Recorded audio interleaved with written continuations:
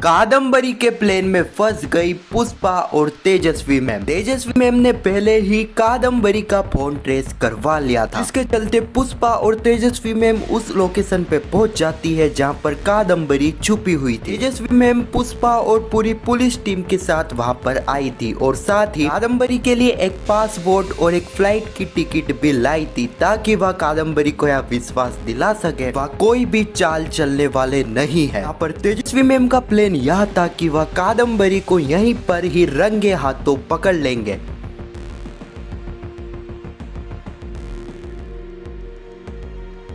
कादम्बरी को यह बात पता चल जाती है कि पुष्पा और तेजस्वी मैम उसे अरेस्ट करने के लिए आए हैं। यह बात जैसे ही कादम्बरी को पता चलती है तो कादम्बरी इसके बाद कुछ ऐसा कदम उठाती है जिसे जानने के बाद आप भी दंग रह जाओगे। तो आखिर ये पूरी कहानी क्या है, चलिए जानते हैं आज की इस वीडियो में। कहानी की शुरुआत में हम पुष्पा और तेजस्वी मैम को देखते हैं। पुष्पा फोन पर कादम्बरी को यह विश्वास दिला रही थी वह कोई भी चाल नहीं चलेंगे और उसे सही सलामत इस देश से बाहर भेज देंगे, लेकिन उसके बदले में कादम्बरी को कोर्ट में आकर गवाही भी देनी होगी और साथ ही टेस्ट स्कैन की फुटेज उन्हें लौटानी होगी। कादम्बरी कहती है पुष्पा सबसे पहले मैं अपने डॉक्यूमेंट्स को चेक करने वाली हूँ, उसी के बाद ही मैं कोर्ट में आने के लिए तैयार होंगी और कोर्ट के बाद ही मैं फुटेज तुम्हें लौटाऊंगी, क्योंकि मैं रिस्क नहीं लेना चाहती हूँ, क्योंकि पहले ही मैंने तुम्हें फुटेज दे दी तो तुम मुझे वहीं अरेस्ट करवा दोगे। फिर से यहाँ पर कादम्बरी को यह यकीन दिलाती है कि वह ऐसा कुछ भी नहीं करेंगे। अगले पल हम पुष्पा और तेजस्वी मैम को देखते हैं जिन्होंने कादम्बरी का फोन ट्रेस करवा लिया था। वह उस जगह पर पहुंच चुके थे जहां पर कादम्बरी छुपी हुई थी। तेजस्वी मैम यहाँ पर पूरी तैयारी से आई थी पूरी पुलिस टीम के साथ और साथ ही कादम्बरी की फ्लाइट टिकट और पासपोर्ट भी साथ में लाई थी, क्योंकि वह कादम्बरी को पूरी तरह से विश्वास दिलवाना चाहते थे। तेजस्वी मैम पूरी पुलिस टीम को बाहर खड़ा कर देती है और वह और पुष्पा कादम्बरी से मिलने के लिए अंदर चले जाते हैं। पुष्पा और तेजस्वी मैम जैसे ही अंदर जाते हैं तो वह देखते हैं कि कादम्बरी तो वहां पर मौजूद है ही नहीं। कादम्बरी को चारों तरफ ढूंढते हैं लेकिन कादम्बरी वहां पर मौजूद थी ही नहीं। पुष्पा को एक कॉल आता है, या कॉल था कादम्बरी का। कादम्बरी कहती है पुष्पा मुझे ढूंढने की कोशिश मत करो, तुम्हारे सामने जो टेबल रखी हुई है उस पर एक लैपटॉप रखा हुआ है, मैं उस पर वीडियो कॉल कर रही हूँ, वीडियो कॉल को अपसेट करो। यहाँ पर पुष्पा ऐसा ही करती है। पुष्पा जैसे ही वीडियो कॉल को अपसेट करती है तो वह देखती है कि कादम्बरी वीडियो कॉल में थी। कादम्बरी तेजस्वी मैम को कहती है कमिश्नर मैडम मैंने तो आपके बारे में सुना था कि आप अपने उसूलों की पक्की हो, लेकिन हमारी बात तो कोर्ट में मिलने की हुई थी ना, लेकिन आप तो यही चली आई पूरी पुलिस फौज के साथ। तो अच्छा हुआ, मुझे पहले से ही अंदाजा था कि आप और पुष्पा कुछ न कुछ उल्टा सीधा तो करोगे। देखिए मेरा अंदाजा सही निकला। तेजस्वी मैम कहती है कादम्बरी यहाँ पर मेरे आने के दो कारण है, पहले तो तुम, दूसरी हमारी होनहार ऑफिसर प्रार्थना पटेल,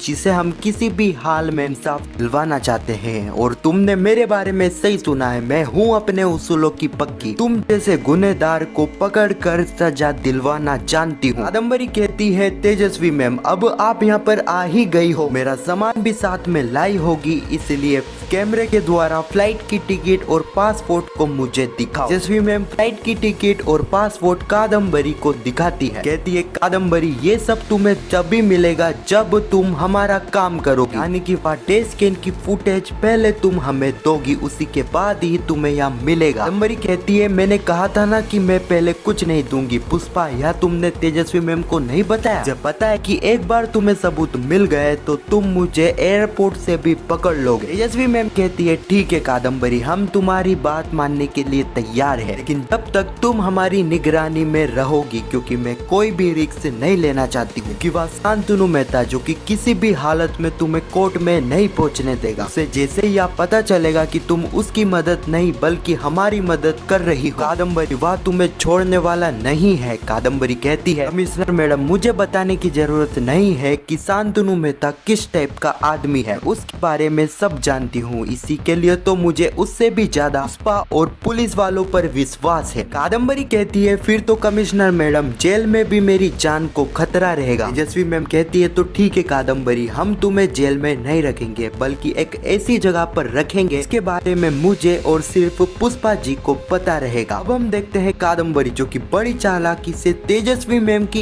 इस बात को रिकॉर्ड कर लेती है। कहती है कमिश्नर मैडम मैंने ऐसा इसलिए करा है क्योंकि मैं कोई भी रिस्क नहीं लेना चाहती हूँ कि अगर अब आपने मुझे धोखा दिया तो मेरे पास यह सबूत रहेगा जिसमें खुद कमिश्नर मैडम यह कह रही है कि वह खुद मुझे सुरक्षित जगह पर रख रही है। अब बात रही कोर्ट में आकर गवाही देने की बात, तो तेजस्वी जी पुष्पा और आपने यहाँ पर आकर जो मेरे साथ विश्वासघात किया है इसे देखकर तो मैं कोर्ट में आने जैसा रिस्क नहीं लूंगी, इसलिए अब मैं आपका फुटेज एक आदमी के हाथ भेजाऊंगी और उसी आदमी के हाथ आपको मेरी फ्लाइट की टिकट और पासपोर्ट भिजवाना होगा। और याद रखना कोई भी चालाकी करने की कोशिश करी तो यह रिकॉर्डिंग तो है ही सरी मेरे पास। इतना कहकर कादम्बरी वीडियो कॉल को काट देती है। अगले ही पल हम सनाया को देखते हैं जो कि अपने घर की अलमारी में छुपी हुई थी। सनाया के दिमाग में वो सारी ही बातें चल रही थी कि किस तरह उसने पहले प्रार्थना को अपनी कार से ठोका और उसके बाद में किस तरह उसके ऊपर हमला हुआ। सनाया इस वक्त तक काफी ज्यादा डरी हुई थी और कहीं ना कहीं सनाया को यह एहसास हो चुका है कि उसने कितना बड़ी गलती करी है और किससे पंगा लिया है। अगले ही पल हम बापुद्रा को देखते हैं जिसकी नींद खुल जाती है। बापुद्रा जैसे ही उठता है तो बापुद्रा के दिमाग में वो सारी ही चीजें चलती है कि किस तरह उसने सनाया के ऊपर गोली चलाई। उसी वक्त वहाँ पर सुशीला आ जाती है। कहती है आपको क्या हो गया और आप इतनी रात को कल रात को कहाँ गए थे। बापुद्रा सारी ही बातें सुशीला को बताता है कि किस तरह उसने कल रात प्रार्थना के कातिल यानी कि सनाया के ऊपर गोली चलाई। सुशी मैंने अपनी बेटी को इंसाफ दिलवा दिया है, कर दिया है मैंने ही इंसाफ। सुनते ही सुशीला काफी ज्यादा घबरा जाती है। वह सीधे ही बापुद्रा को रूम में लॉक करके सीधे ही पहुंच जाती है और पुष्पा के पास और पुष्पा को सारी ही बातें कहती है। उन्होंने सनाया को मार दिया है, अब क्या होगा, अब वह पुलिस वाले उन्हें ले जाएंगे। सुशीला ये सारी बातें काफी ज्यादा घबराते हुए पुष्पा को कह रही थी। पुष्पा सुशीला को समझाती है और कहती है कि ऐसा कुछ भी नहीं हुआ है, बापुद्रा का निशाना चूक गया था जिससे किसी को भी गोली नहीं लगी है। सुशीला तुझे घबराना नहीं चाहिए, अभी तो तुझे बापुद्रा के पास ही जाना चाहिए, उससे संभालना चाहिए कि फिर से बापुद्रा यहाँ पर गलत कदम ना उठा ले। और इसी सीन के साथ यह एपिसोड यहीं पर खत्म हो जाता है। अब आने वाले एपिसोड में हम देखने वाले हैं यहाँ पर